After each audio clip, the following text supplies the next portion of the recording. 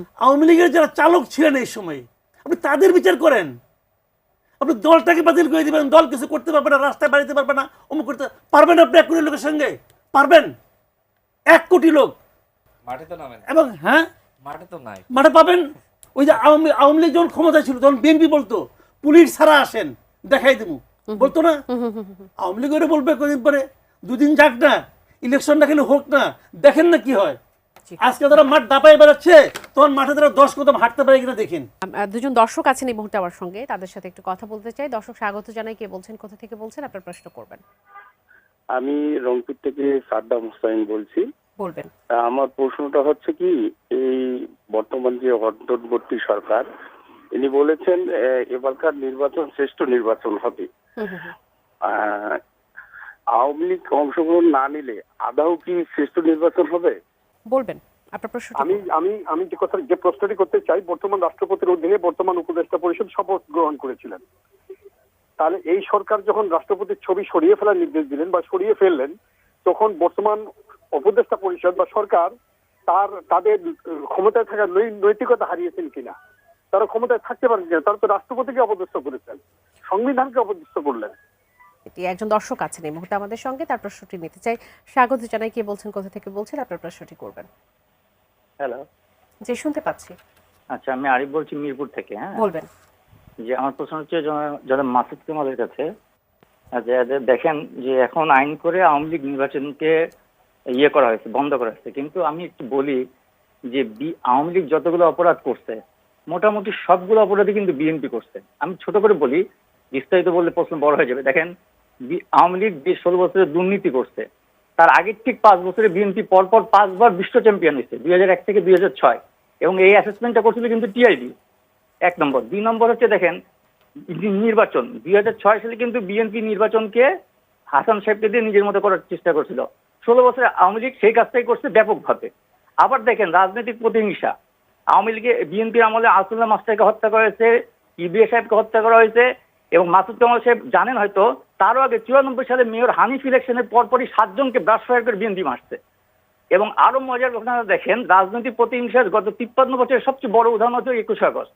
BNP যদি election করতে পারে এত কিছু পরেও, আওয়ামী লীগ কেন পারবেন না? মানে আওয়ামী লীগ এই অপরাধগুলাই করছে ব্যাপকভাবে, কারণ 15 বছর টানা ক্ষমতা থাকছে।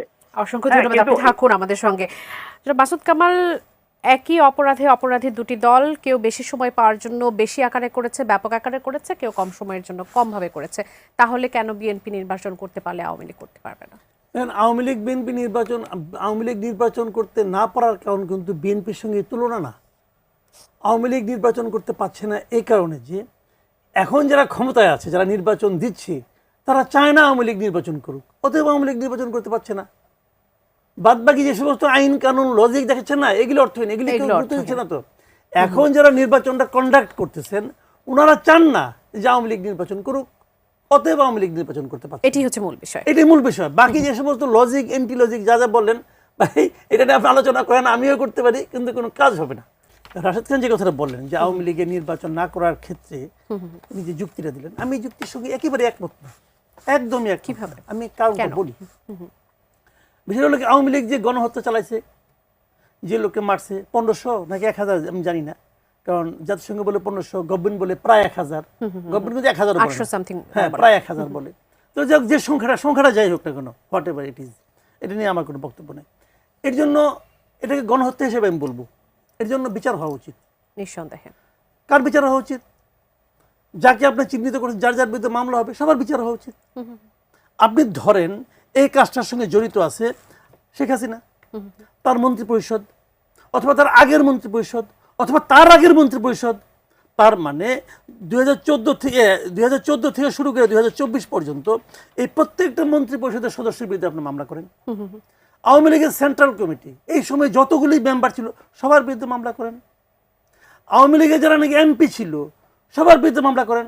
আওয়ামী লীগের যারা এমপি হতে চেয়েছিল, নমিনেশন পেপার কিনেছিল, সবার বিরুদ্ধে মামলা করেন। আওয়ামী লীগের যখন উপজেলা কমিটি পর্যন্ত আপনি যান, যত উপজেলা কমিটি যত মেম্বার ছিল সবার বিরুদ্ধে মামলা করেন। মামলায় ঠিক হবে যে সে অপরাধী কি অপরাধী না, অপরাধ করেছে কি করে নাই, খেয়াল করেন। এবং সেই সংখ্যাটা কত হবে? যদি এই সবগুলি আপনি যোগ করেন 1 লাখ হবে না। ধরলাম 1 লাখ না, 2 লাখ, ধরলাম 5 লাখ। ধরলাম 10 লাখ হয়েছে, আমি আপনাকে গ্যারান্টি দিয়ে বলছি আওয়ামী লীগ যেবার সবচেয়ে কম ভোট পেয়েছে যে বছর 2001 সালে, ওটাকে আমি 2091 আগেগুলিকে নির্বাচনী মনে করি না, এমনকি 73 যে ইলেকশন হয়েছে নাকি শেখ মুজিব করেছিল ওটাকে আমি নির্বাচন মনে করি না। আমি 91 সাল থেকে নির্বাচন মনে করি। আওয়ামী লীগ সবচেয়ে কম ভোট পেয়েছে 2001 সালে, সেইবার তারা 2,28,00,000 ভোট পেয়েছে। আমি ধরলাম এর মধ্যে আপনার ধরেন মানে আওয়ামী লীগের কুশাসন, অনেক ভোট কমে গেছে, আবার এদিকে ভোটার সেই আওয়ামী লীগ আর এই আওয়ামী লীগ এক আবার নয়। ভোটারও তো কিছু বাড়ছে, তো ঘরে হরে ধরে মনে করেন আপনার 2 কোটি লোক এখন আওয়ামী লীগকে ভোট দেয়। তার মধ্যে মনে করেন 1 কোটি লোক ফ্লোটিং মানে কি, তারা আওয়ামী লীগ ভালো করলে ভোট দেয়, নাহলে ভোট দেয় না। কিন্তু আমি আপনাকে চ্যালেঞ্জ দিয়ে বলি, এই দেশে মিনিমাম 1 কোটি লোক আছে যারা জীবনে কোনোদিন নৌকা ছাড়া অন্য কোনো মার্কায় ভোট দেয় নাই এবং দিবেও না। মিনিমাম 1 কোটি লোক আছে, ঠিক আছে? আমার প্রশ্ন হলো সেই 1 কোটি আমি দেখেন, ইলেকশন কিন্তু সরকারের জন্য না, ইলেকশন কিন্তু পলিটিক্যাল পার্টির জন্য না, ইলেকশন হলো ভোটারের জন্য, মানুষের জন্য। সেই 1 কোটি ভোটারকে, 1 কোটি যারা ভোট জীবনে কোনোদিন নৌকা ছাড়া দেয় নাই, তাদের জন্য এই সরকার কি বিকল্প রাখলো? এই প্রশ্নটা আপনি আমাকে জবাব দেন। আপনার এই প্রশ্নটি আছে, তার সাথে আমি এটিও প্রশ্ন একটু করতে চাই যে আওয়ামী লীগ যে অন্যায় করেছে, যে অবিচার করেছে, যে গণহত্যা চালিয়েছে, সেটির বিচারের আগে আওয়ামী লীগকে কি ভোটে আসলে নির্বাচন করার সুযোগ কি দেওয়া উচিত বলে মনে করেন? আমাকে তো হলো কি, আপনি আওয়ামী লীগকে আপনি ভোট করতে দেন, আপনি যদি ওই 10 লাখ লোকের বিরুদ্ধে হত্যা মামলা করেন, আপনি বরং একটা আইন করেন যাদের বিরুদ্ধে হত্যা মামলা আছে তারা ইলেকশন করতে পারবে না, এটা করে দেন আপনি, আমার কোনো আপত্তি নাই। অ্যাজ এ হোল পুরো পলিটিক্যাল পার্টি, আমি একটা সিম্পল আরেকটা উদাহরণ দিই, এই 2 মিনিট লাগবে উদাহরণটা দিতে। ধরেন একটা স্কুল, শিক্ষা প্রতিষ্ঠানের পাশ দিয়ে একটা গাড়ি বাস যাচ্ছে, সেই বাসে চাপা পড়ে 2 জন শিক্ষার্থী মারা গেল।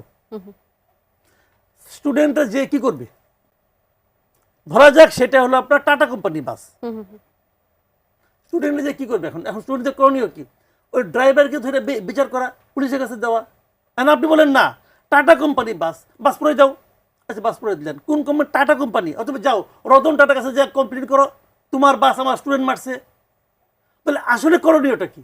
যে বাসটা চালাচ্ছিল আপনি তার বিচার করবেন, বাসটা পুরাই দিবেন না, কারণ এই বাস কিন্তু গত 10 বছর ধরে চলতেছে, অনেক মানুষের উপকার করছে এই বাসটা। তো সেটা কিন্তু পুরাইলে কিন্তু সমাধান হবে না, সমাধান হবে বাসের চালকের বিচারে। ফেব্রুয়ারিতে নির্বাচন করা হবে না এমন হুঁশিয়ারির কথা বলা হচ্ছে, আবার উপদেষ্টা একজন বলছেন যে এনসিপি কি বললো না বললো তাতে কিছুই যায় আসে না, ফেব্রুয়ারিতে নির্বাচন হবে। হঠাৎ করে কি হলো, সরকারের সাথে এনসিপির সম্পর্কের টানাপোড়েনটা কেন? শুনেন, এনসিপি একটা ক্ষুদ্র পার্টি, ক্ষুদ্র, সেই পার্টির উপরে একটা বড় হাত ছিল, ডক্টর ইউনূসের হাত, যে কারণে এনসিপিটাকে বড় দেখাতো। আচ্ছা, ফাঁপানো বেলুন চেনেন, বেলুন কিন্তু আসলে এতটুকু, ফুলাইলে পরে এত বড় হয়। তো ওই ফুলানো যে বাতাসটা বেরিয়ে গেছে, ওই হাতটা সরে গেছে। ওই হাত সরে গেছে কেন? ওই লোক আবার স্বার্থপর আছে, কিন্তু সে দেখছে যে এনসিপিকে নিয়ে বিরোধীরা অগ্রসর হতে পারবো না। তো উনি যে এখন ওনার নৌকা ভিড়াইছে বিএনপির ঘাটে, বিএনপি আগামীতে ক্ষমতা আসে আমার কিছু একটা সুবিধা টুবিধা দিবে, অথবা আমাকে একটা সেফ এক্সিট দিবে, অথবা আমাকে প্রেসিডেন্ট বানাবে, এই ধরনের একটা প্ল্যান মনে মনে ওনার আছে।